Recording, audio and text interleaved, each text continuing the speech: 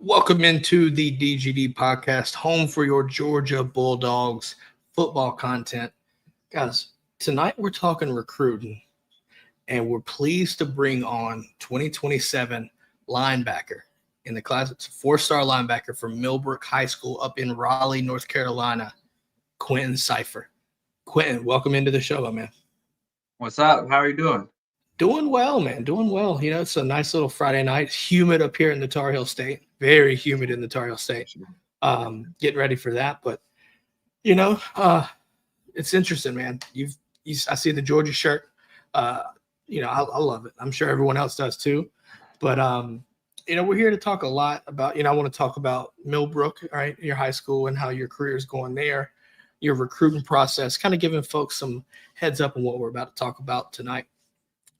Make sure if you're in the comments section, drop a question and we'll take a Q&A as well from Quinton as well throughout the show. Also hit that like button, right? Like and subscribe if you'd like to see content like this. But without further ado, let's get into it, man. Quinton, so 2027 linebacker, top 150 player. I use On3, so you're a top 150 player. So with you being there, how do you avoid the ranking system? Because I feel like a lot of people probably hear about it, and if you're not careful, it probably can get into your head. How do you limit that as a distraction when you're trying to focus on football? Just keeping everything you keep doing my entire life, just with my family, and just it doesn't change anything. It doesn't change your work ethic. You can have rankings. A lot of people look at rankings are disappointed. A lot of people look at rankings and maybe they think they should be high. Most people wouldn't think that way, but I just think just keep your work ethic. What you're kind of built on that got you there. That's all. Yeah, fair enough. So if people, Georgia fans that are listening to this, they may not keep up with it, North Carolina football and football recruiting to the level that I would, specifically being from North Carolina. Tell us a little about your play style. What people, why should people pay attention to you? Like what sticks out to you in your own perspective when you're playing on the field, man? Just really just comes down to effort. That's something I've had pride on, and that's something that you can't teach. You can be a great player, but if you don't have effort, you won't have anything else. And I just think that's the big thing about me. Just you're gonna see me run out of the field. You might see me, get blocked on a play, but I'm gonna try. I'm gonna try very hard to get off that block, and I don't care if I'm 15 yards behind. I'm gonna try to get him before he gets in the end zone. So that's a big thing for me, and just bringing up my teammates and making sure everyone's getting better, not only in practice but specifically in the games. Everyone's on their mark, and I'm held accountable too. Yeah, no, I mean, just watching some highlights from your sophomore season. One of the things that really stood out the most to me was your ability to close the gap and fill the gaps. I thought you did that extremely well. It almost looked like a safety how fast you came in and closed. As I was sitting there looking at that, I was like, "Oh damn, oh man." But now you can see the effort too, the physicality. If people are curious about it, just go to his profile on On3, check the huddle highlights. I think you'll understand where I'm coming from. But honestly, that type of play has earned you a lot of offers across the nation in the SEC. I mean, it's even so much as to say you got a Georgia offer as well. I know you've got 30, if I'm correct, 30 offers. Yes, most recently Kentucky, I believe, right? Yes, sir. Yeah. For anyone that, like I said, for anyone that might not know, just list your the offers that stick out the most to you. Obviously, like I said, with 30, there's a ton of them. But what are some offers that you've got currently that stick out to you, and maybe what are some offers that you're working to maybe achieve if and when they come? Offers that stick out, definitely Georgia. I mean, I got it in July 27th. I think is when I got it. I got it after the camp. You July last year, wasn't it?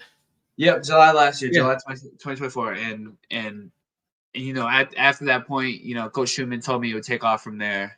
And same with Coach Doran from NC State. He told me to take off from there, but it was really like I was going into that Georgia camp, and I had some good camp performances, but it just felt too big at the moment. Like it just felt like Georgia is really big. But then after I got that offer, I got Ohio State. I want to say after week 1 of the season, South Carolina definitely. Uh, those are some schools that stick out to me. I mean, right now, it's sometimes hard. You may forget a school, but the South Carolina, I was there twice for game days, and they got a great experience. They have a great game day experience. So yeah, those were like the schools that kind of stick out to me. Yeah, Willie B is wild if you've ever been there. It's hot. It's definitely hot, but it's wild. It's hot. I know you got the offer from Georgia in like July last year. How was that camp like? And did you go down there expecting any kind of offer, or did you just get it and like just work to see? Like, tell us more about that camp specifically, if you could.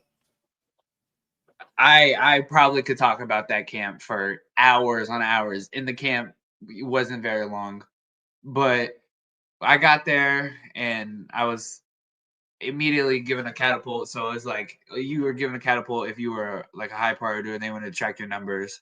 So my testing wasn't great. I didn't test as great as I felt like I could have, but it was all right. But the overall camp, I was going into camp. We were, I want to say, a week off for football, for my school team. So I was out of shape. Like, you get out of shape fast. So that camp I was huffing and puffing. Oh no, I can imagine so, for sure. Yeah, because it was nonstop. It was nonstop, and we went through all the drills before the linebacker work. This is everyone do it, and then Coach Schumann goes, "We're outside." I'm like, "Oh man, it's like 100 degrees out there," and he's putting us through the ringer. But it was heck of a time. If it was a hell of a time, feel free to let us know. Yeah, it was all right. I can only imagine. Man. We have a couple of former players that's been through team runs and things like that with Kirby, and even back in the early to mid 90s, man, with Juan. Yeah. So that right there, I guarantee that's ringing memories in their head all too well. First question of the night and for the show, man. Robin RRS in the YouTube chat says, what are the top 3 things you're considering when deciding on your school choice? So, I mean, every school has a basis, in my opinion. I have to go to a game day. That's very important for me. If, like certain schools, if you can't bring any fans to your games, it's much harder to recruit. They have to have a culture. That's very important to me. And that also comes with a culture, comes with like a stable coaching staff. So I could use, like Coach Smart. I'd say his job is pretty stable, or like Dan Lanning's, like very stable coaching staff. And then I have to knock out. I have to go to a camp. I want to go to a camp because you have to work one-on-one with them. And then I would say you see a spring practice, because you can go to a spring practice and you can look at that coach and you're like, I don't want to be coached like that. So if you don't want to be coached like that, the school might not fit for you. Obviously, if coaches change, then you have to reassess the school. But if the coaches don't change, then you're sitting there and you're like, I don't want to be coached like that. So yeah, those are the 3 things. But culture is very big for me. Development is very important, because when you talk about SEC schools, you talk about any Power 4 schools, the goal is the next level, and all these schools are about development, and you just have to find which ones are really developing players and really honest to their recruits. I think it's fair. I think to say that, because there's so many different points, right, from a recruitment standpoint, right? I think in today's scope of recruiting, everything is involved, right? NIL's big and on the forefront there, and everybody has different, right? So it's always good to hear these different perspectives, right? You're talking about the camps and the coaching and the coaching style, and the stability of the coaching staff. And I think I'm not going to sit here and try to recruit and pitch for Georgia because that's not my job. I don't get paid to do it, but I'm going to do it anyway. The consistency there from the coaching staff, even the coaching, like the position coaches, I think that consistency, bodes well for Georgia in regards to that consistency, and what you're getting, more so than a school that, rotates a carousel of coaches. I mean, however, I think there's situations where you have to understand too, and I think you get this, that, right, elite programs are going to get poached every year. You have to prepare for it. So, you have to be prepared for it. And I'm sure the coaches do a good job at that too, whether it be Georgia, whether it be NC State, you're a home school in that regard, being at Raleigh. I think everybody plans accordingly for that. So it's good to hear that perspective from you, Quinton. And I think that was an excellent question from Robin as well. But I want to talk about Millbrook, right? There was a fun fact that we talked about offline, and your dad actually brought it up that made it really good point. You were a part in 8th grade. Your football team in 8th grade has just a smorgasbord of players that are currently offered by Georgia as we speak right now.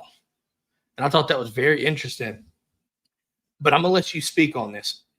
So that 8th grade class, fill us in on that, and what importance does that have for you as you move through to Millbrook now, obviously going into your junior season? That 8th grade class was, unbelievable. The class was unbelievable. That team was a bunch of it was the Avengers team. We went. I didn't end up going. I didn't play very much that year. I was very small at the time, but they ended up going, and we ended up going to win the national championship down in Florida. But we had, I think we have 7 guys. I'm sorry if I forget anyone, but we have Marquise from Roseville. Yeah, that's Javion from Roseville. Amir from Roseville. Keyshawn Stansel, he goes to Clayton. Keyshawn Eleazar, he's at Southeast, and one more. Can't remember right now. It wasn't the Ugboko brothers. They haven't been playing. Was it Ebenezer? I'm just gonna take shots at it. I'm trying to think of some folks around that's gotten offers. But no, that's still nonetheless though. Like being in North Carolina, and I know a lot of our fans are in Georgia, and rightfully so. Georgia recruiting is on a different level from a state. But I want you to understand just how crazy that is in this state. That's almost unheard of, especially in 8th grade class. So that is insane, in my opinion. Just knowing those names and how big one team. Yeah, it was like Jesus Christ. But so I want to ask this. So last year, right? I think y'all made it to the final. I think y'all made it to the semifinals. The game before the state title, if I'm not mistaken, in 4A. No, we actually. I don't even think we went round 3, so we were actually so maybe the Elite 8, if you will, or something. I think is what they would look at it as. Okay, I knew it was one of those. So being in the East, right? Obviously, the state's broken down. It's going to be different this year, and I want to talk about that for just a second too, because the classification for North Carolina switched, and that's going to have a huge impact on the state as a football state. It's going to shift a lot of things. But last year, right, 4A in the East, right, you're looking at Roseville, you're looking at Cardinal Gibbons, right, some New Bern. I don't think New Bern was as good as they were when they had when they won the state title. Yeah. But they beat us. There's been some really good talent out of the East as well. And especially in that Raleigh area. I mean, it's crazy to look at all those schools there. But tell us a little bit about, once you were knocked out of the playoffs, that transition from your sophomore to your junior year, what have you done that you feel is going to prepare you for the upcoming season, specifically for Millbrook? Just specific to myself, I've been just working my mental game. You're always going to be working out. You're always going to be getting faster. You're always going to work on your feet. I've been specifically working on my hand placement, working on my shocking and shedding, getting off blocks. I've been consistently just trying to make sure I move well, hips wise, into the pass game. But on more level, it's a team game. You can have one person, but if you don't have 22, then you can't win a state championship. So that's me and my team's goal. So my as a third year coming on a third year starter, my goal is just make sure everyone is on the same page. Everyone's bought in. Everyone understands the team concept, and you might not get it until week 1, but if we have it by week 1, or there's obvious progression over the season. If you don't progress over the season, you will not win football games late in November and early in December. So that's a big thing for me, just bringing the team together, and that's something that's going to be really big over the summer. Just making sure we have a culture, and we have great coaches that have helped do that. I know with you being a junior now, I want to kind of see where you are in regards to taking it. Like, have you taken a leadership role for the defense? Maybe the team, but specifically we'll talk defense because you and I think honestly, there's a lot of talent on that defense. I just look at you and Rashad. Rashad Streets, for anyone that doesn't know who I'm talking about.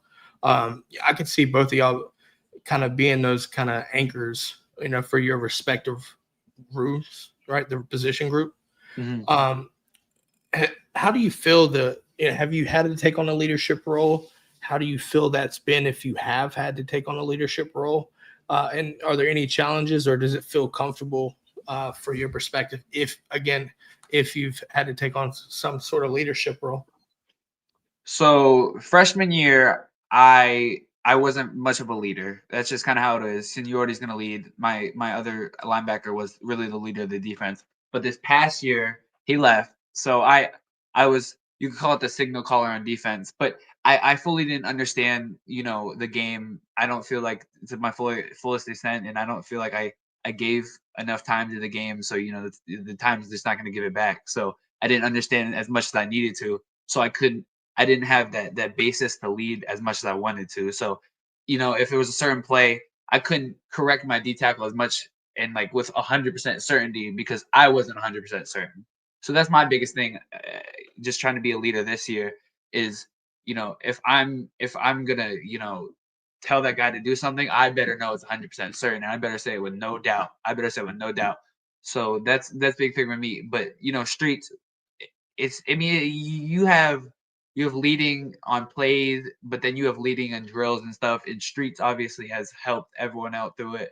He's unbelievable pass rusher, but there's a ton of player leadership and a ton of player leadership. But it's also our coaching.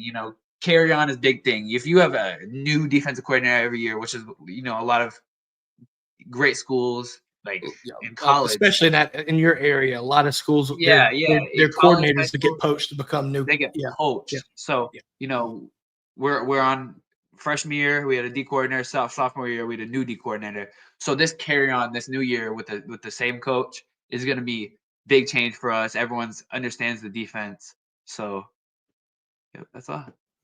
Probably a heavy amount of buy-in and trying to get people to buy into the new system. I guess for me, I'm kind of intrigued because I do keep up with North Carolina football like that. Are we feeling it's going to be somewhat of the same style defensive scheme, or is it going to be how different? Is it going to be a lot of difference, or you ain't got to give me the ins and outs as much, but should I expect to see some different schematics? We'll see. It's you're not going to fully change up your defense in one season. So fair, yeah. So it's going to be pretty similar, but we got some tricks up our sleeves for sure. Oh, easy now. Be careful with that. But no, I mean, so I want to talk to you about this too. What are your thoughts on the reclassification for North Carolina? For anybody that doesn't know, just last year, North Carolina as a state was 4A. We went up to 4A. Now you're looking at a situation where there's all the way up to 8A. But there's also conferences, and especially in maybe the Raleigh area, I think, and I know Charlotte, they're broken into like a mixture of 7, 8, and some 6 and 7s as well. So I want to get your thoughts on that because, in my opinion, I feel like that's going to put a complete shift when it comes to playoffs, more so than anything. Mm-hmm. But it's also, and I'm in the triad, so I'm in like somewhat like the Greensboro High Point area. And so for me, looking at Dudley and Grimsley being in the same conference, I'm ecstatic because I know both of those schools. And I'm sitting there licking my chops like it's about to be fun. But then you've got the Charlotte area that's got their 7-8 mix. You know, when you look out there, you've got obviously the Raleigh area where you are, got your 7-8 mix. And it's just for me, I'm looking at it and I'm loving it. But I'm also a fan perspective. As a player perspective, does anything change for you? And it might change, like I said, the playoff situation. You might see different teams or anything. But is there any kind of change that you've seen based off of the classification change? As a team, no, I don't think. I think we come into the mindset is it doesn't matter who's going to line up in front of us. You know, if we do our job, everything that we went through with practice and practice goes smoothly throughout the week before and everything's run smoothly. I don't think it's about them. I think it's about us as a team and how we prepare and how we play and our discipline. So honestly, I don't, you know, obviously it changes who we play. And, you know, yes, there are some great teams. Grimsley's a great team, but you know, you could, if we have a bad week of practice and we have a bad discipline in the game, you know, anyone can win a football game.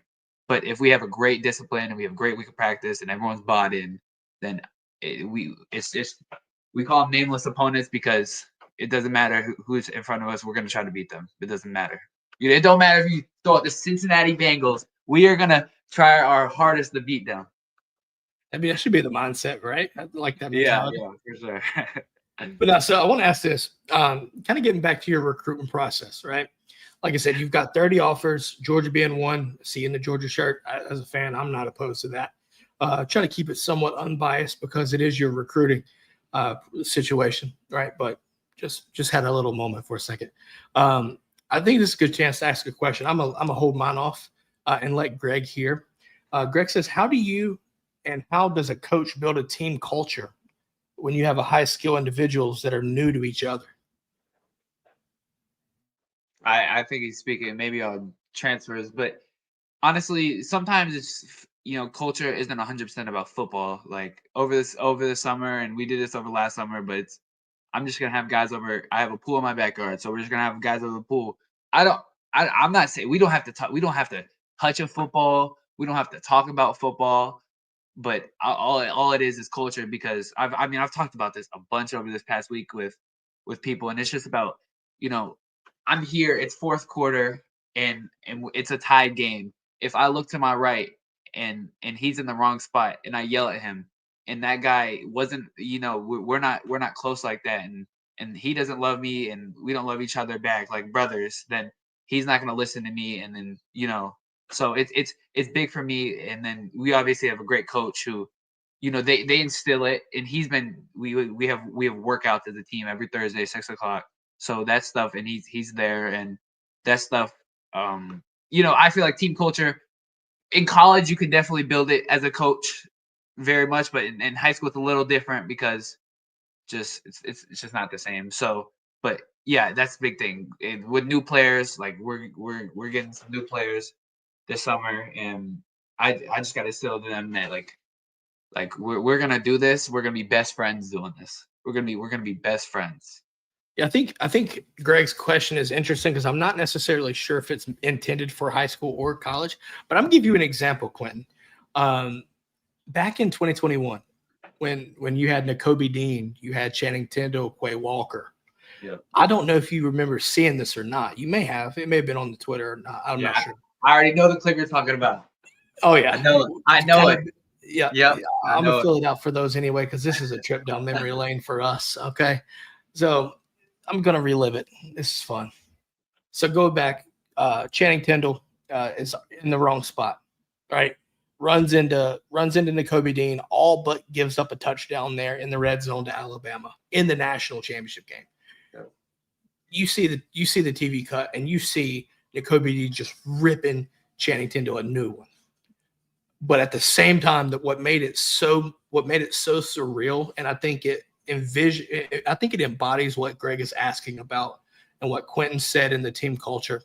The fact that he held him accountable to that standard, but the next play goes and sacks Bryce Young. It's the embodiment of the culture and the accountability, right?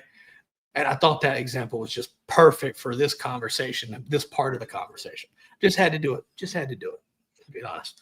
I guess I'll get back to my question though. So when it comes to your recruitment process, what are you trying? So obviously you've got 30 offers, and listen, I'm sure there's going to be more to come, right? What are you doing, and what are you feel like you're working on? Obviously, you just want to get better, but is there anything that you see that you feel like you need to get better on as a player to help you better develop yourself for the next level? Obviously, with being a class of 2027, you've still got another year after this, but I think you being around coaches and go to the camps and things like that, there's things that they've probably filled you in on, like, hey, listen, you can do this, you can do that. Regarding your game, what do you see that you feel you need to, or what have you been working on to better develop yourself, especially for this season, but then obviously as it moves forward into the next level? My footwork is big to me. Just making sure my first few steps are. That's something I had a real bad hop in. I had a real bad hop in last year, and so I've been trying to fix that during spring ball. That's so you said you hopped, right? Like you had that little hop forward? No, it was it. Oh, okay. If you saw a clip, it's not like actual hopping. It's kind of like hesitation. No, it's you'd have to show it. I got your saying. Yeah. It's kind of like it's confusing. So that's something. It's something with my footwork. My first few steps. Definitely, I want to work on that. But they say this a lot with freshmen and rookies in the NFL, and it's a mental game, and that's big to me. I want to be able to go to whatever college, and they put up a board, and I look at that board, and I know whatever he asked me to write it, whatever play down, and I have the ability to do that. So just really understanding the mental aspect of just base defense, all base defenses, and then just mastering whatever defense I'm in. So I just really want to work on my understanding of the game and understanding of offenses and then understanding defense, because if you want to be a great middle linebacker, because you're the quarterback of the defense, you must be able to understand offense. So you have to be able to understand route concepts and why they're doing this, and why everything is going on for a reason. We're welcoming in Keon. Keon, how are you doing tonight, sir? Doing good. What's going on, guys? Not much, buddy. Not much. Anyways, so we'll start this off. Keon, get you feet wet for the night. Paul Cypher asks Quinton, will you be playing offense this year? I don't know. I gotta find out.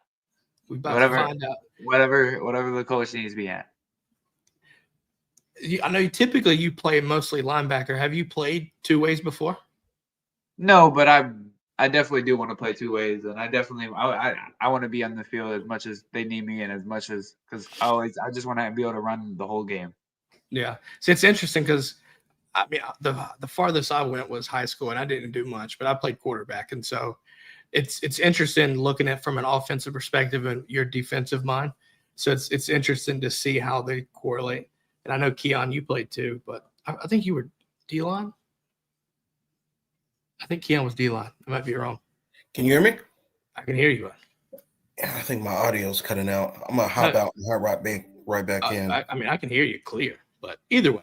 But no, I think going back to that right there, like when I look at linebackers, I think for me what the interesting piece is to, you're reading the quarterback, right? Whether it be you because you're middle linebacker, so you have to be real smart, right? And if a quarterback knows that the linebacker's smart, it can get a mental chess game inside the quarterback that you probably wouldn't expect.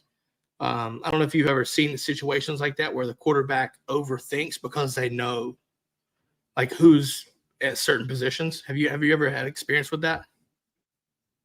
Not really. I notice sometimes they tend to avoid throwing it to me, even if I don't even have a good, Yeah.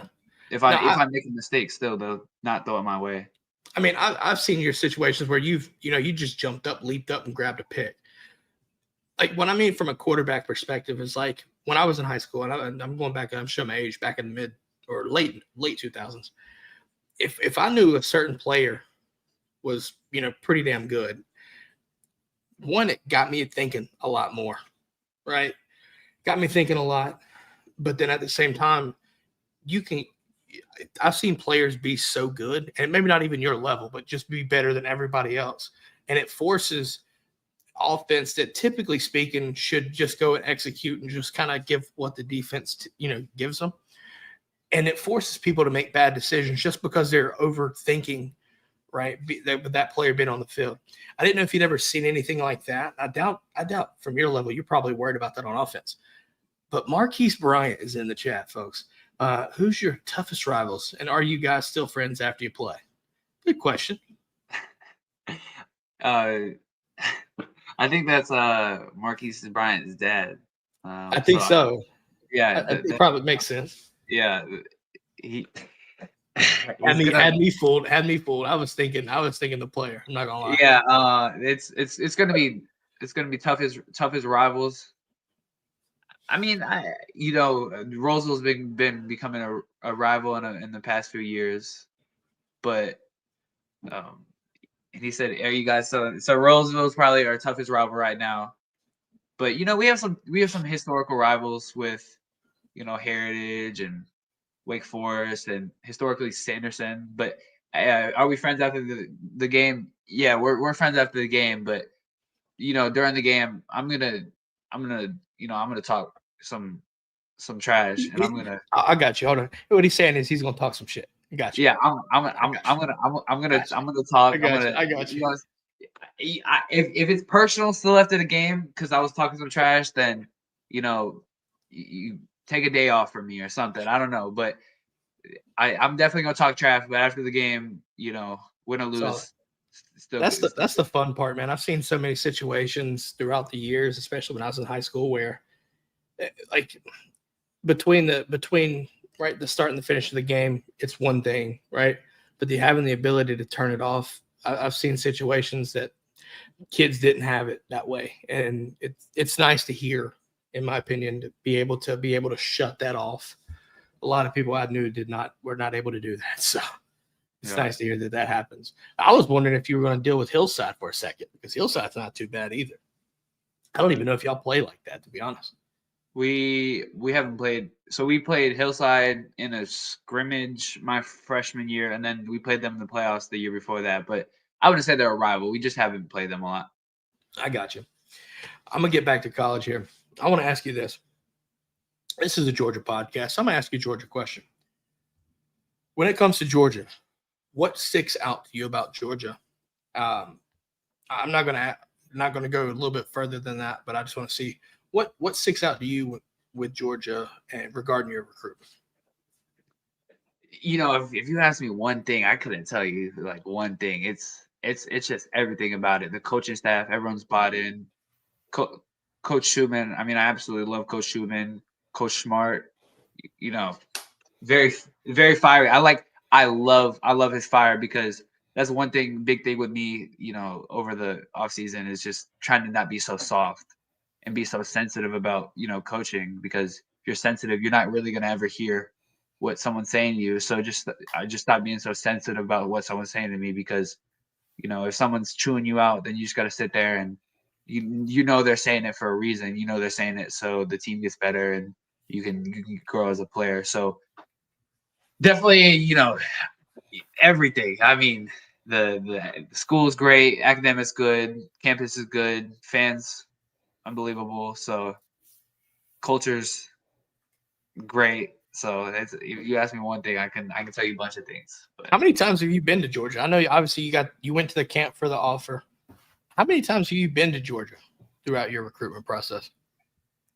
3 times, and I'm going to be there on June 1st, so that'll be my 4th.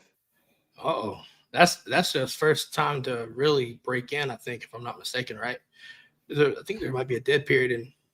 Yeah, I'm thinking in my mind, I'm like, what major event is going on there June 1st? I'm sitting. That's what I thought.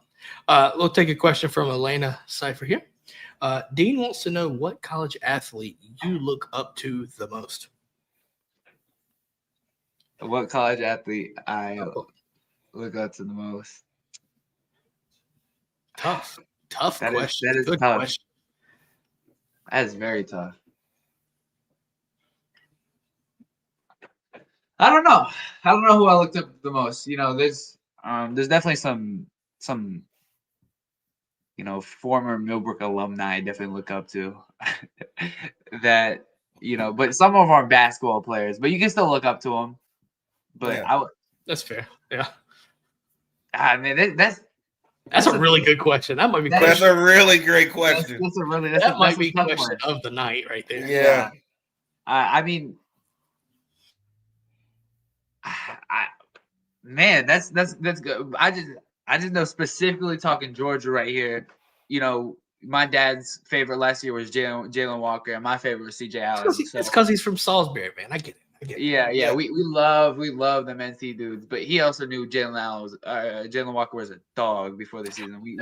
I'll tell you, he was like that back when he was in high school. Yeah, he was. Yeah, he's playing middle linebacker and playing side to side, and it was ridiculous. Yeah, so I was like, God. No, so yeah, that makes sense though. Honestly, that makes sense. And I think Dean asked that because the guy named Dean, he's in college, so I'm gonna say him, Dean Reber. That's the guy I look up to the most. You know what? I'm gonna give you my example here. Okay, I'm gonna give you my example. I liked Nolan Smith at Georgia. Nolan Smith, he kind of embodied that leadership, like the vocal leader, but he also showed it, all the time. It's just effort, everything like that. Wow.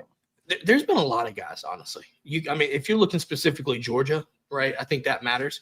I'm gonna keep it Georgia that way. But no, I love Nolan Smith and what he was able to do. You could argue Jordan Davis too, or being another North Carolina guy. Yeah. Now, if I'm talking talent, buddy, I'm going Todd Gurley. Get that Tarboro going. Boy. Man, Boy. that's another thing. This makes me think of a question right here.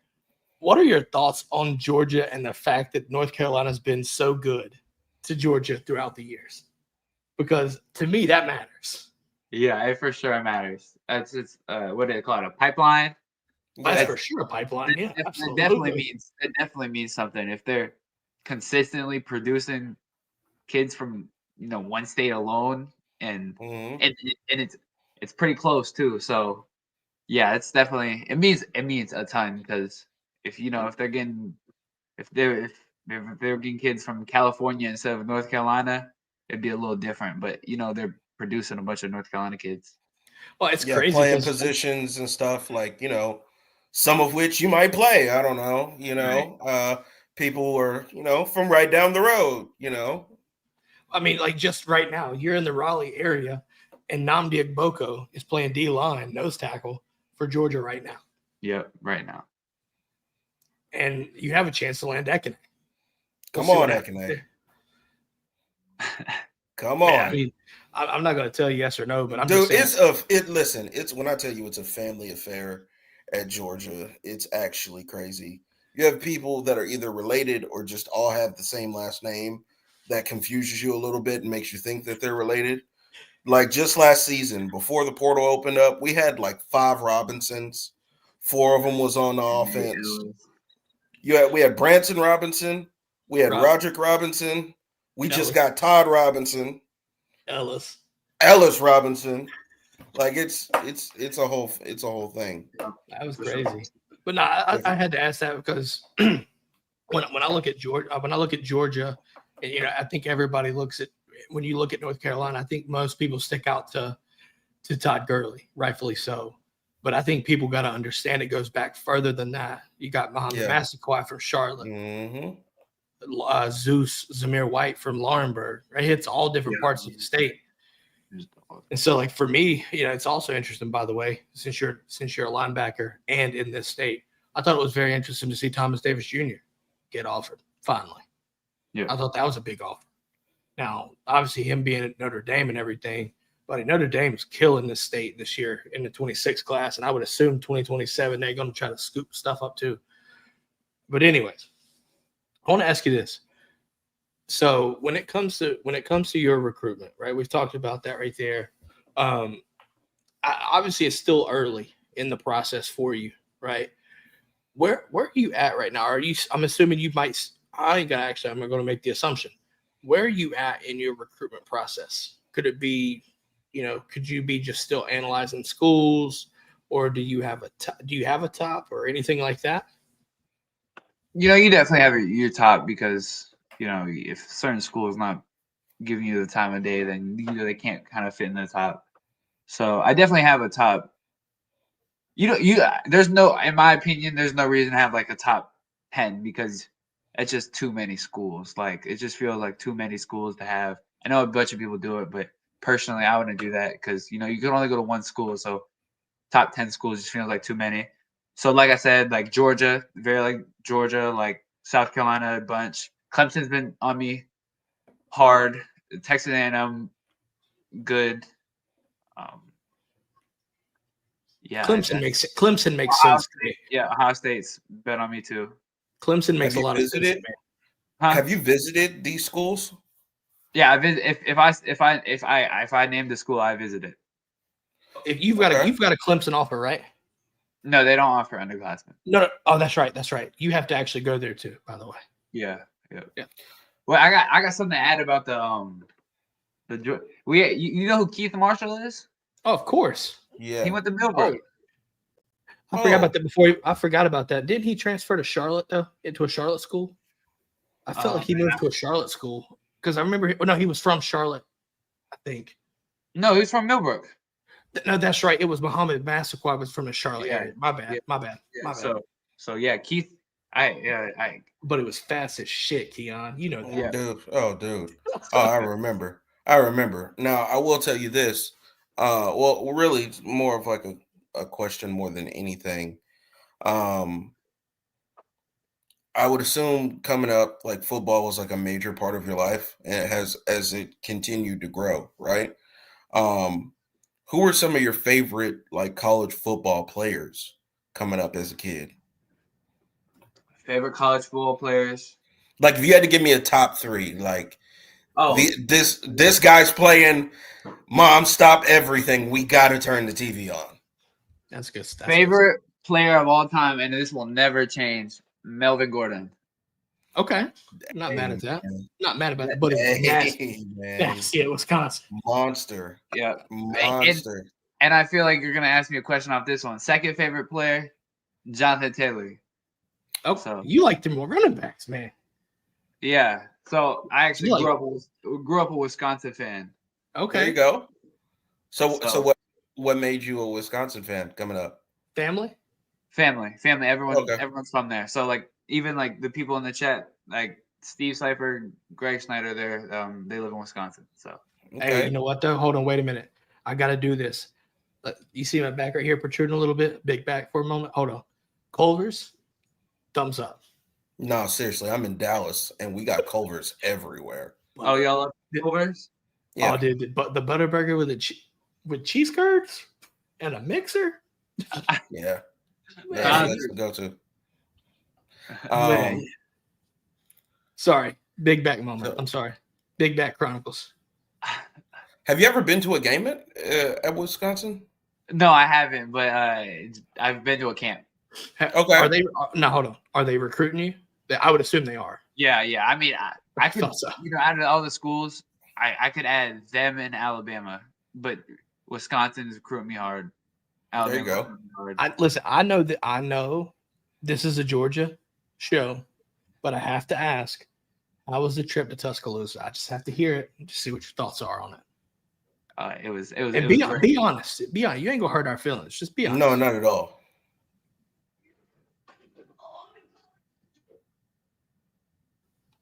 Anyways, we'll give him just a second. Yo, they are yelling for me to say answers. This is unbelievable. No, dude, hey, listen. This is peer pressure. They're peer pressuring my answers. They're not real answers if they're peer pressured. No, that's a fact. Man, Yeah, my trip to Tuscaloosa was great. Facilities, great. It was unbelievable. The facilities were great. I had a great experience. There you A lot go. of love, a lot of love from them. A lot. I'm not of gonna. ton of love. So I'm not gonna do this. Part of me wants to be petty and ask, were there any situations, any schools that just like it was underwhelming? I'm not gonna do that though. Not doing that here. Not doing that here. Don't do it. Don't do it. I can think of. I won't say no names. I wouldn't say underwhelmed, but I can think about some schools that did not. Was there one? Was there one? Was there one what? Underwhelming experience. No names. No names. I would just say I did not like how the school treated me, and Really? that. Oh, So I did matters, not though. at all like how the school treated me. that matters. That Like, matters a ton. I gotta ask because we've seen these situations with it when it comes to recruiting in the past. Me and Keon throughout the years. Was it a situation where you just didn't feel valued, or was it just a horrible experience? What specific? Because these things do happen, and we're not, like I said, we're not putting names of schools. I want to make sure that we understand we're not doing that. Yeah, But it does happen because people think it's all sunshine and rainbows when it comes to recruiting, but it's not. Hey man, if you had a horrible trip to Auburn, just blink twice. That's all we're asking. That's all. Yeah, no, but it was definitely value. It was definitely value. It was my first impression of the school, and if you don't make the person feel valued, then Fun fact, Quinton, we lost Trevor Lawrence because of that. yeah, that I don't think coaches realize how much like it means, but it's a big deal because that's as a kid, that's because guess what? If you go to a school, say that school, gave you that terrible first impression, it doesn't matter how good they do that second time because it sticks with you. You're gonna remember 90% first time, 10% second time. So that's just my and it's very hard to get a kid back up a second time if you had I could imagine, especially in today's world. Yeah. I don't even want to it's probably different back when we were in high school, Keon. But in today's world, I guarantee you that's a whole lot different ballgame. Point blank. Oh, for sure. I gotta ask you this. Do you keep up with North Carolina as a state basketball wise, college basketball? For sure. Okay, hold on. Keon, Wait. wait. You got to ask this question. No, let me ask this question. Okay. Dude. Wow. Yeah. Cut the camera off. This is, ladies and gentlemen, the show is over. I'm going to go cry now. Hey, listen, hold on. Quinton, I want you to understand. This man's about to start praising Cooper Flagg because his Mavericks about to get him. But see, that's different. That's different. That's all the way different. That's all the way different. It's all the way different. Is it different? Don't try to paint the picture, Rob, like it was the same thing. That's different. That's all the way different. Hold on, wait a minute. Cooper Flagg, Kyrie, and Lively? Yeah. Damn. See, it's different. It's completely different. Oh, Once you hit the league, it's different. College guys don't even matter. Listen, as soon as Cam Newton left Auburn, I was like, this guy's the greatest quarterback ever. While he was at Auburn, he sucks. Absolutely. All the way. Sorry, he could be the greatest person on earth. Nah, he went to Auburn. I'm sorry. Nope. Nope. I had to do that. On that football, he would have had a Super Bowl for Carolina, man. See. So, Quinton, welcome to the random Q&A here. All right, this is the random fun part. You're from North Carolina, okay? All right, you ready for this? We're about to do this. Big Back Chronicles. Give us your either one or two. You can do both if you'd like. Give us your cookout order. Oh man, I just answered this. We're going cheddar style burger. No onions on the burger because fair. I cannot them raw onions they give me. They don't cook them. No. Like just I can't do it. Yeah. Heisman them. I'm Heisman them. I'm getting a Cajun wrap, 2 Cajun wraps, or 2 bacon wraps. Which is just bacon and lettuce. And then it depends on how I'm feeling. I feel like I didn't work hard enough that day. I'm getting a water. If I feel like I just busted my butt off, I'm getting that Snickers milkshake, and I'm down in that in 2 seconds. No, hold on, pause. No. No. Snickers milkshake is Listen, gas. I'm not saying it's not. I'm just calling cap on the fact that you're gonna down it in 2 seconds. It's too thick. It's too thick. No. Oh. The milkshakes are too thick. Pause.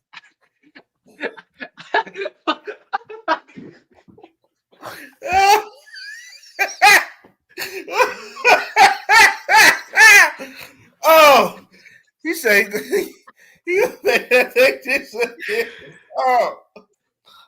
oh, Yeah. oh man. All right. Oh. All right, we're gonna bring some decorum back. Hold on. We're gonna bring some decorum back. Hold on. So I'm gonna give you mine. again. Quick. I'm gonna give you mine.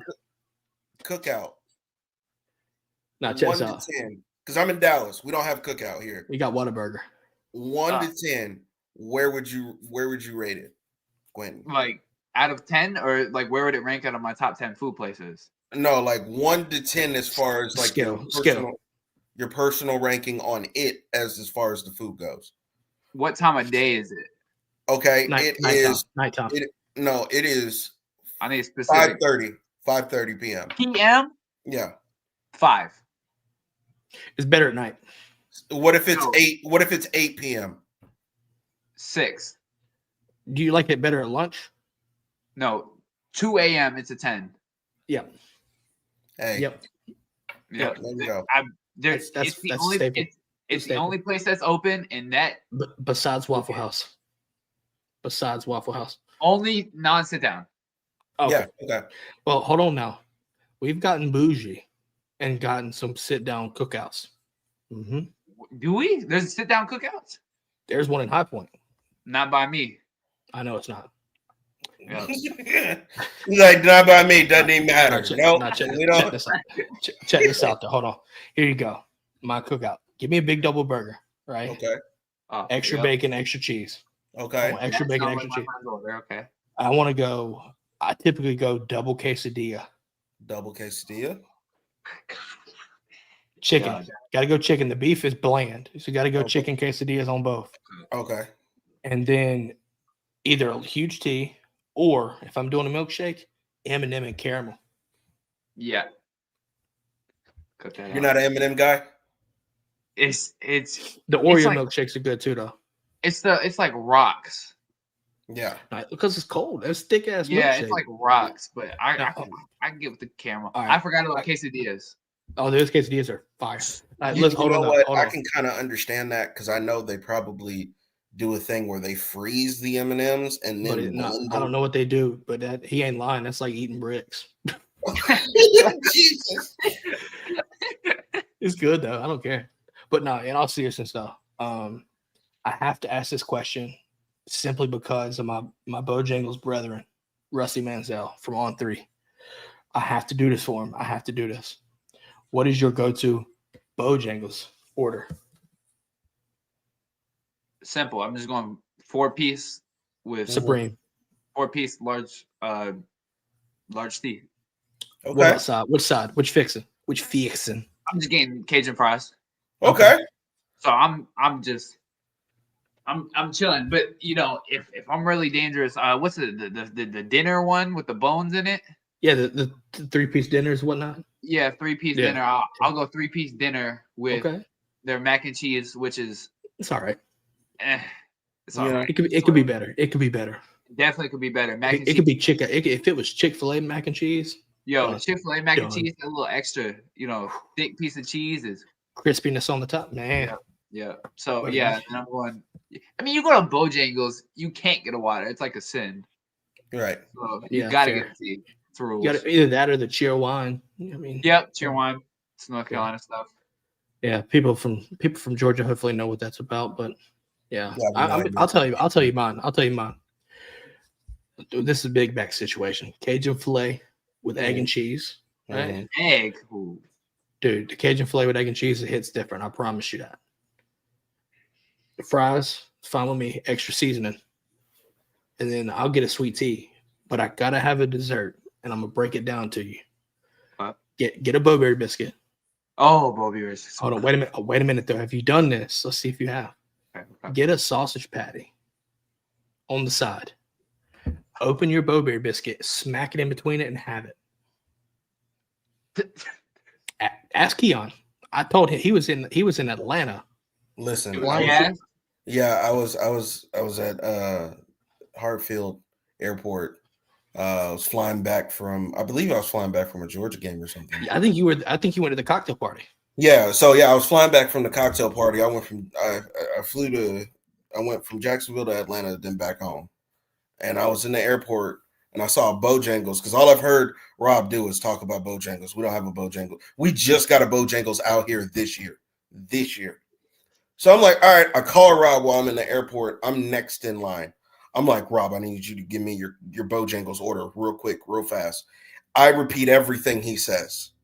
He starts telling me stuff that I've never heard before a day in my life, Quinton. And I'm just like, do. They're like, are you sure? And I'm like, Rob, are we sure? He's like, yes. I pay it. The food comes out. It's almost a mountain of food. Okay. So I'm like, oh my God. I don't know what I signed up for. The Bo-Berry biscuits come out separately. Yep. And they come out, and I'm like, okay. They're like, enjoy your Bo-Berry biscuit. They didn't tell me to enjoy my meal when they brought the first tray of food. They said, enjoy the Bo-Berry biscuit. So I'm like, okay, this Bo-Berry biscuit might be something. Let me see it. Because I've never seen one up until this very moment. I got the box ready to open. I open the box, and I'm like, I understand it now.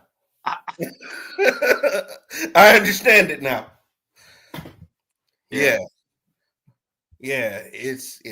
Bojangles is crazy. We got one 30 minutes away from me. Every time I go, I call him. I'm like, what we doing today? He's like, nothing much. I'm like, Bojangles run. We on a bow run. And it's a great time. Shout outs to Bojangles. Sponsor the podcast. We love your food. In a perfect role. Shout out to Rusty Menzel. That's the only reason why I Shout brought outs this to up. Rusty for sure. That's my Bojangles brother right there. Yes, but no, let's get back to business. All right, let's get back to business for real. So we talked about it. Keon, I don't think you were here for this, but Quinton was talking about some schools that stood out to him, right? So, Keon, I want to ask you this. Is there anything you need to ask Quinton before I get to another question? Because I've had opportunity to ask questions. I want to see if you've got any questions. I asked Quinton a lot of questions from the day that we were in the space. Yeah, by the way, follow us on Twitter. We do these things. So we do this kind of often. So wait, has school started back up for you yet? Yeah, he's still in there. You talking about spring ball? Yeah. Yeah, spring ball. We're 5 days in. We have 5 days left. Whoo, how has spring ball been for you? Hot. yeah. I bet. What, y'all sinking into them 100-degree days? They're right around the corner for you, aren't they?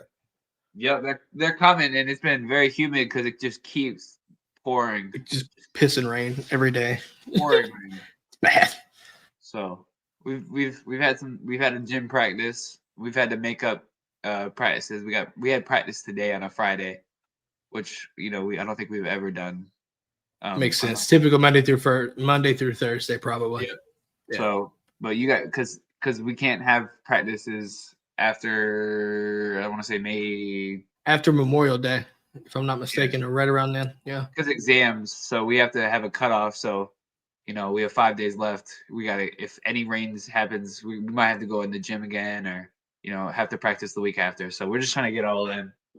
All right, I got a question for you off that. How are you doing in school? What's your GPA so far? GPA? Yeah. I don't know my GPA for this year. I think it's 4.1 on this year, but freshman year was 4.2. Damn. Okay. But I can't have as good as a GPA this year as last year because I don't have as much honors classes. So I was about to say the AP and honors changed. Yeah. Sense. So last year I took one AP and like five honors classes, but this year I took one AP and like 3. So I physically. Oh, I'm lagging.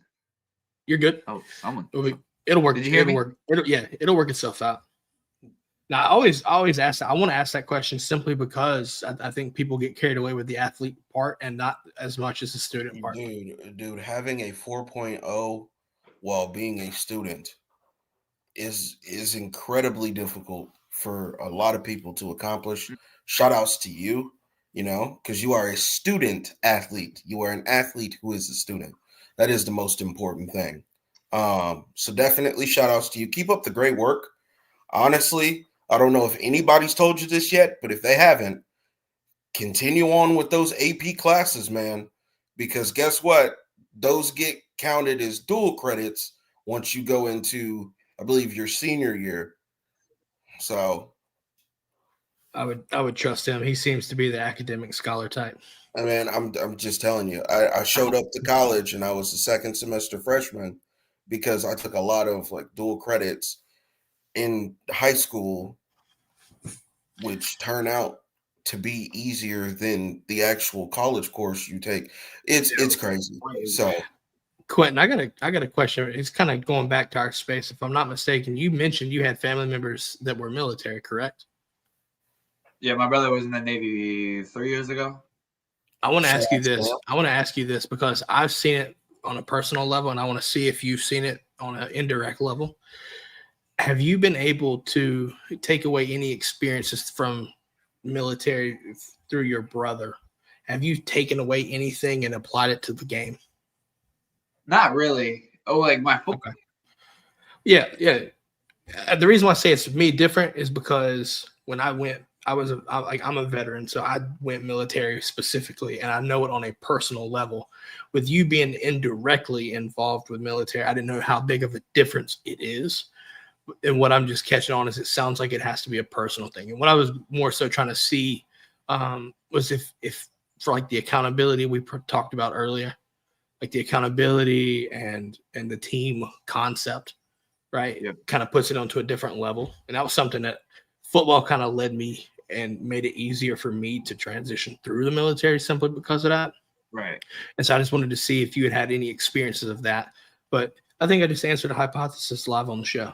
So yeah, I think you really did. I think you had an open thought that we were just guest appearances for, Quinton. Absolutely. It's the R squared experience. You get to see a thought personify in real time. So no, that's exactly what the fuck happened for sure.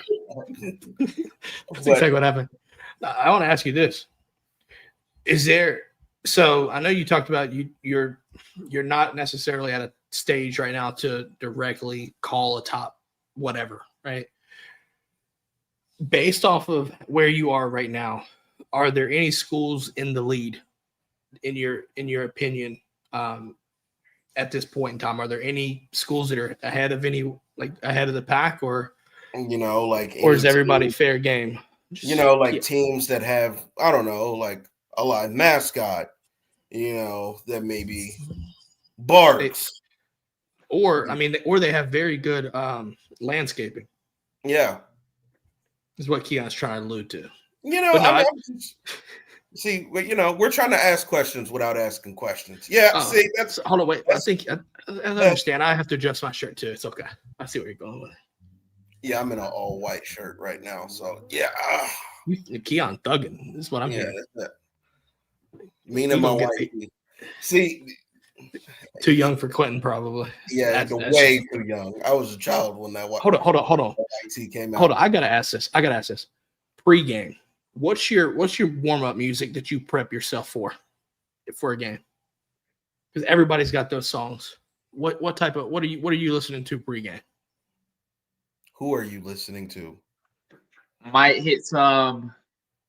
Depends what I've been blasting the week before. Okay.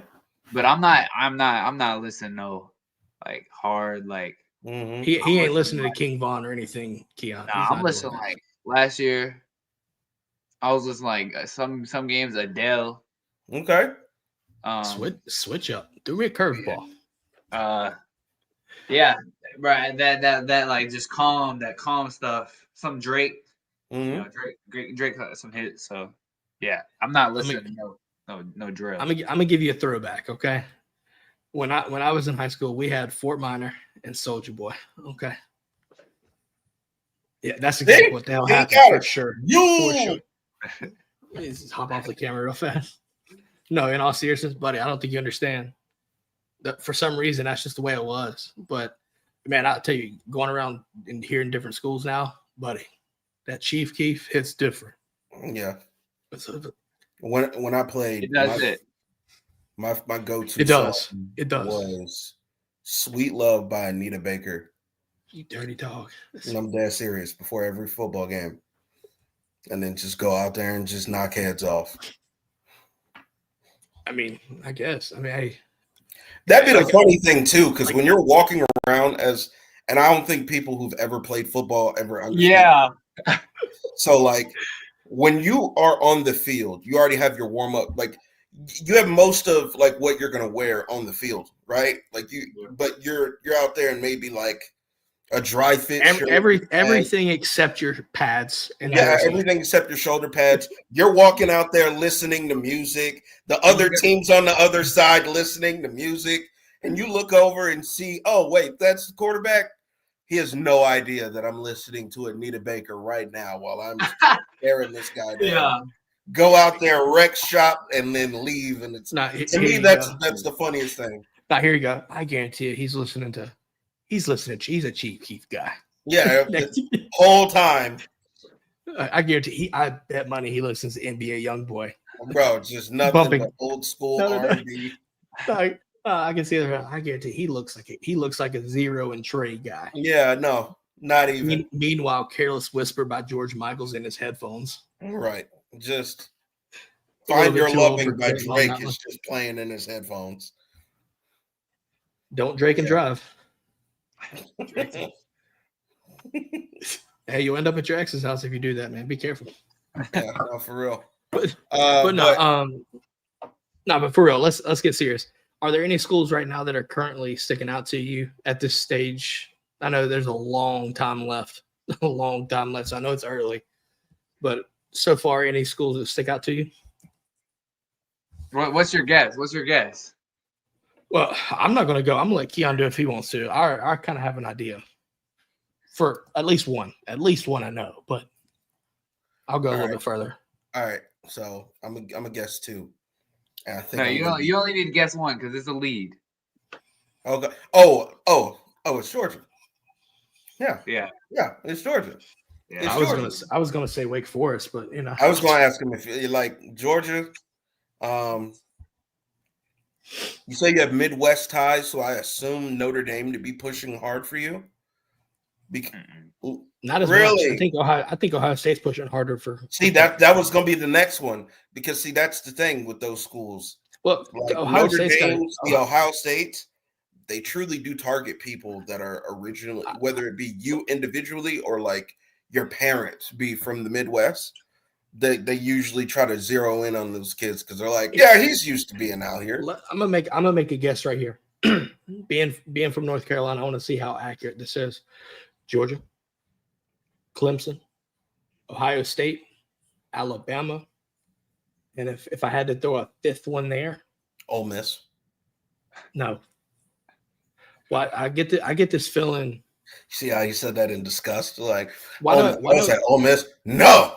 Like, no, I don't see that. So they don't even like North Carolina. I got Georgia. So if I had to choose five, Georgia, Bama, Ohio State, Clemson, and then I want to get this feeling as Florida State, but I'm saying no on Florida State. See? That fifth one, I'm just letting it go four. I'm going to go four. I'm going to go those four. South Carolina. Yeah. Been here, yeah. There you go. Wait. UNC. NC State. I'll take NC State as my five. No, my fifth would be UNC. Keon. He's in Raleigh. Oh, NC State ain't pushing hard. I don't know what they're doing. Oh, how close the hardest? Yeah. What schools are pushing the hardest? Well, no. Well, I guess that might be a different answer for that because I was putting who's in the lead. Oh, I guess that changes things. That changes things. Pushing hardest could be a different situation. Pushing the hardest. South Carolina, Clemson, Georgia, Ohio State. Texas A&M. Yep. Good old Jim Bob. Yeah. I mean, the truth is just the distance of Texas, but I'm definitely willing to go, that far for football. By the way, I'm not gonna say it, but it would not surprise me to see Samari Matthews end up in Texas. By the way, you think so? Oh, is it in his top 4? I would assume so. I think so. I'm not gonna say he is or is not. So I'm not an insider on that, but that's just my feeling. I think he ends up in Texas. That's just me. You got to tell him there's no Bojangles, there's no cookout out there, man. I don't think he cares. He from Charlotte. It's a little bit different out there. Oh well, then yeah. Anyways, no. I would say if I had to choose which ones are in the lead, and like I said, I'm gonna just give 4 or 5 and see how accurate I am. Georgia, Bama, Ohio State, Clemson, South Carolina. That's my 5 if I had to choose in the lead right now. Okay. But I mean, hold on. Was that close? Yeah, it's pretty accurate. Wow. You being in Raleigh, they should really like. Oh, dude, the Raleigh area, the whole triangle right there. Yeah, I know. Booming. Yeah, I know. Booming. I went out there for a AAU tournament. I'd like to say. Oh, here we go. This is a good question. Let's see what this is. What's your curl routine? Okay. I think we're talking hair here. Oh, they definitely. Yeah, that's so once a week, ideally, brush it in the shower. So I want to wash it with shampoo, conditioner, brush it. Hey, when I say conditioner and shampoo, I mean a lot of shampoo and a lot of conditioner. It's long hair, of course. So a lot of shampoo, a lot of conditioner, brush it, and then just throw a bunch of curl products in there. Curl cream, leave-in conditioner, styling gel, all that stuff. But it's a little frizzy right now, a little bad right now. But if you saw it fresh off the dry, off the wash, get it. No, give it. Here you go. Hold on. Give it a couple years, Keon, where he's got the hair that way and the beard. Yeah. Just wait, it's coming. Dude, I'm telling you, Head and Shoulders, gone ahead. Come and find him. Yeah. Hold on. Have you ever? Hold on. Let's see. Oh, have you ever thought about twisting it? Twisting it, like. Keon knows what I'm talking about. Twisting it, like twist. Yeah. You get twist. Yes. I've thought about not really. I've thought about cornrows though. That'd be cold. You should actually do that. Should I? Yeah. I ain't gonna do it. I ain't got the hair to do it. And then your hair is long enough too for you to actually have cornrows and have hang time at the same time. Do you plan on keeping it out that way, or how do you feel about that? I'm just plan on just go with it, not think about it. Trim it a little bit this summer, just a little bit. Why? Football helmets get bigger. I hope you know that. Oh, they only get so damn big. It's not the size of the hair. It's a lot. It's a lot. Yeah. So. No, I have long hair. I have hair. My hair is up right now, but trust me. Rapunzel let down your hair. No, seriously. It's crazy, man. I just let my hair hang naturally, and even coming in here to do this, I felt like there was something crawling on me, but it was just a lot that was just free hanging. It's a crazy feeling. This might be the last question of the night. I think this would be a really good one to leave on. When I know you may not have an answer to this. If you do, awesome. If not, understandable. What's your timeline? When are you wanting to be done with the recruiting process? Do you have a timeline set, or do you just kind of just still going with the flow right now? For me, it's going with the flow. There's if I can I can say that I've been to a bunch of places, so it's not like I'm leaving out a bunch of places at this point. Like I've been around the country. I don't see. I mean, I haven't been obviously California, so in the West Coast, but watch out for USC. Don't Yeah, come, right. don't come calling. Right.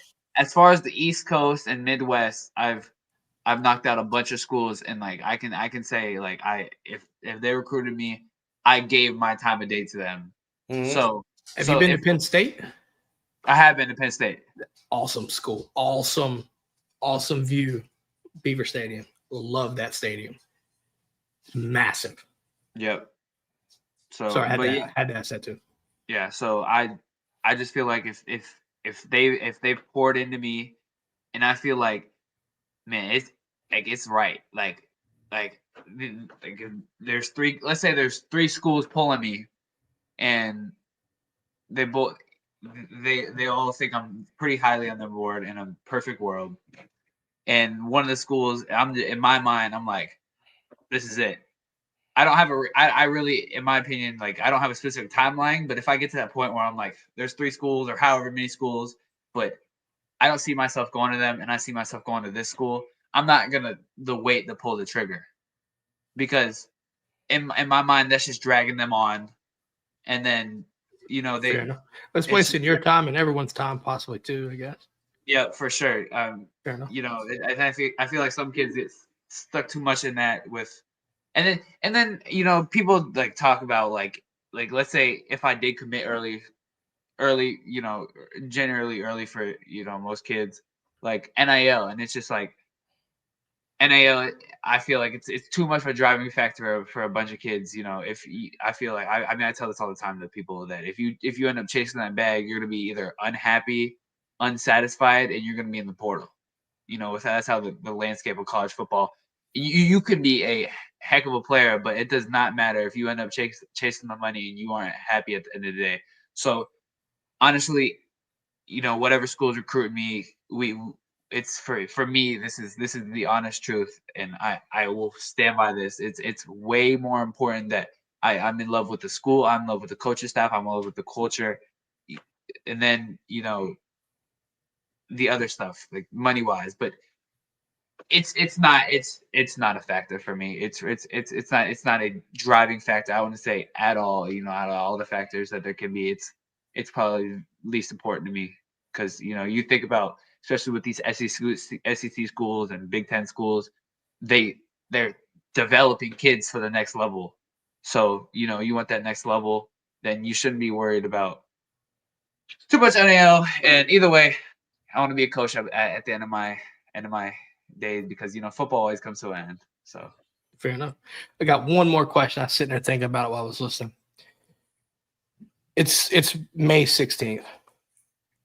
What's your why when it comes to football? Purely, I love football. You can ask a bunch of kids like, what don't you like in football, and I can tell you things. Sometimes I don't like hitting in practice. I don't like the physicality sometimes in practice. It just it kind of it's certain things. If you ask anyone about anything in their life, they can have a perfect marriage, but if you sit down with them and they can find something they don't like about their wife or their husband. So I feel like my why is just purely out of love, and then doing the stuff I don't like doing. And but the driving factors, I love working hard, and for me, I just I don't find comfort in, I'm not a big manual labor guy. I don't like doing all that. I'm not the smartest when it comes to technology. So I feel like football is what I've been raised into since I was 5. So it's really been my passion. That's really my why. My why is just my family's very supportive of me. So my why is just, I love it, and I love the things that I don't like, because it just makes me strive to be better at those things in football. And if football, you have to have everything straight in football. That's why they say student athlete, because you have bad grades, you can't even play football. Right. So that's my why, is because if I'm playing football, that means everything else is probably in check. And if I'm getting better at football, that means everything else is going up like this if I'm getting better. So my why is just I love it. There you go. I think that's a good response from me. Yeah. Quinton, I think that's all we're going to do for tonight. Where can they follow you? Where can they find you? Quinton Cypher 2 on Instagram, and Cypher Quinton on Twitter. Absolutely. I think we might have it in the description of the video as well. So if you're curious on following them, go ahead and do that. Listen, it's been a blast. Had some good moments, had some funny, had some good laughs. Yeah. But also learning the perspective, you view and everything else. And I think that's important. And I appreciate you for coming on and giving us your time to kind of talk about these things. With that being said, though, we're going to end the show tonight. Make sure to go to dgdpod.com/alumni hall, as Alumni Hall is a sponsor of the show. Go to our website, dgdpod.com/alumni hall. Shop all your gear, licensed Georgia apparel. Get 8% off your, actually 8% will go to the Classic City Collective. Or if you're in the Athens area, go to in-store, mention the DGD podcast, get 10% off of your order. But anyways, that's all we've got. Keon, I'm glad you made it, sir. Good little time here. And with that being said, again, go like, subscribe, follow, rate us, review us. Make sure, go give Quinton a follow too. Dog Nation, let them know, hey, come be a dog. Either way. Wait a minute. Either way. Are we approaching the dog days of summer? Shouldn't be.